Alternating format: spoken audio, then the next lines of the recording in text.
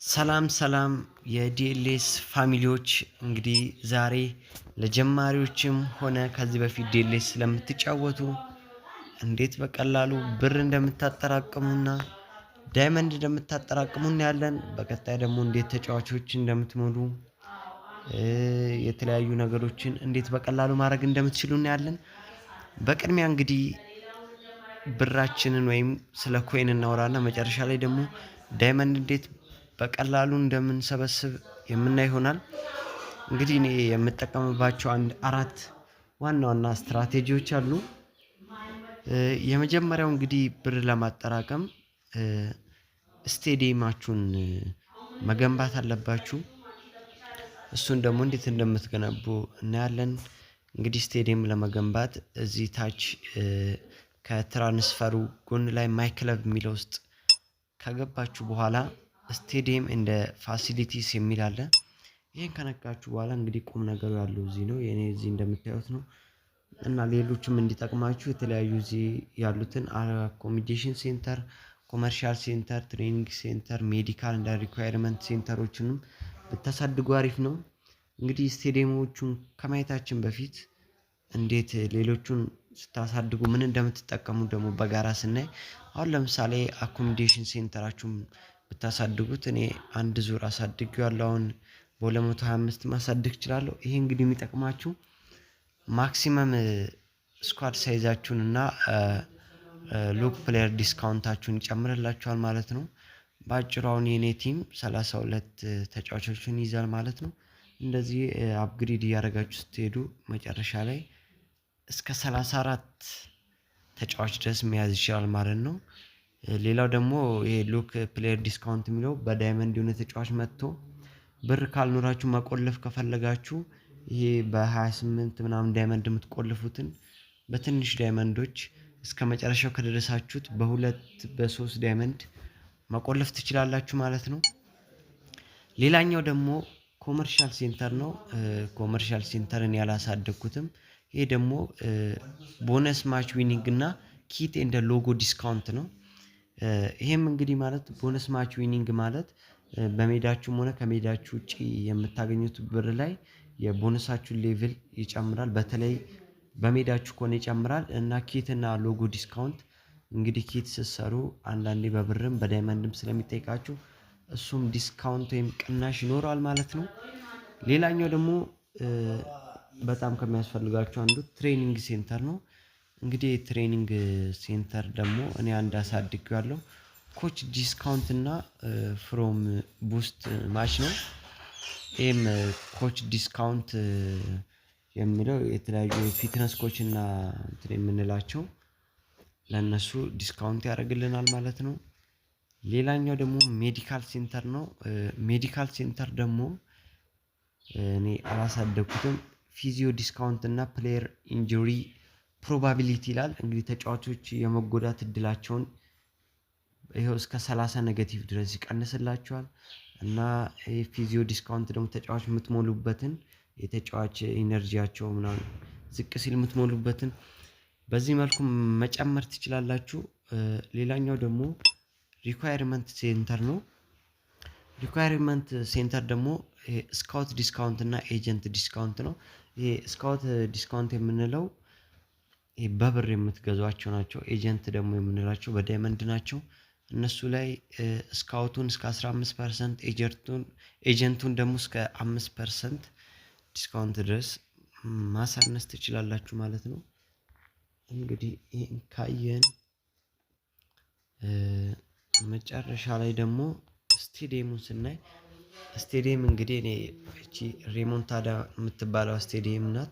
የኔ ይሄን በ1100 ምናምን ዳይመንድ እያለን የገዛሁት አሁን እርግጠኛ አይደለሁም፣ ግን 1500 ሳይሆን አይቀርም። በዚህ ማድረግ አለባችሁ። ይሄ አንደኛው የሚጠቅማችሁ ነገር እዚህ ጋር ለምታዩት ለዲቪዥኖቹ ነው ማለት ነው። አሁን እኔ ሌጀንደሪ ዲቪዥን እየተጫወትኩ ያለሁት፣ እናንተ ምናልባት አማተር ወይም ዲቪዥን 4 ዲቪዥን 3 ወይም አካዳሚ ልትሆኑ ትችላላችሁ። ይሄን ደግሞ ማሳደግ የምትችሉት በስቴዲየማችሁ ነው። ስቴዲየማችሁን ያልጨመራችሁት ከሆነ ወይም የስቴዲየማችሁ ካፓሲቲ ከ5000 በላይ ካልሆነ ዲቪዥኑን ቢጨርሱትም ዳይመንዱን ከወሰዳችሁ በኋላ መልሳችሁ ያንኑ ዲቪዥን ነው የምትደግሙት። ስለዚህ አንደኛ ለዲቪዥናችሁ ማደግ ይጠቅማችኋል። እኔ አሁን መጨረሻው ዲቪዥን ላይ ነው ያለሁት። ስለዚህ ስቴዲየማችሁን ዲቪዥኑን አሳድጋችሁ ብትችሉ ግን በብር ሳይሆን በዳይመንድ አንዴ ብታሳድጉት ይጠቅማችኋል። እና ይህም ጥቅሙ የእናንተ 5 6 ወይ 10 20 እያለ ነው በሆማችሁ ውስጥ ስትጫወቱ ቦነስ የሚሰጣችሁ።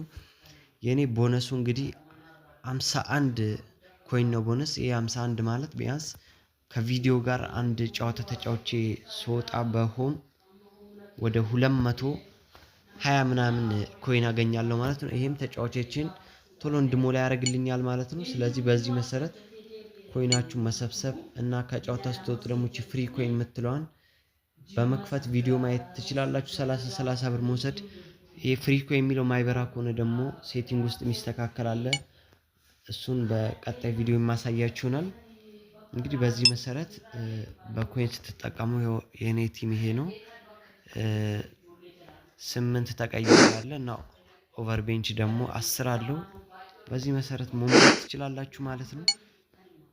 ስለዚህ በዚህ በቀላሉ እና ከፈለጋችሁም ሴናሪዮ በመጫወትም እዚህ ጋር ያለውትን ስኮር 1 ጎል ዊዝ አርማዳቫ ምናምን በሚለው ተጠቅማችሁ 20-30 ብሩን ወስዳችሁ ከቪዲዮ ጋር ወደ 100 ምናምን ብር ማግኘት ትችላላችሁ። በዚህ መሰረት እንግዲህ ብር ሜክ ማድረግ ትችላላችሁ።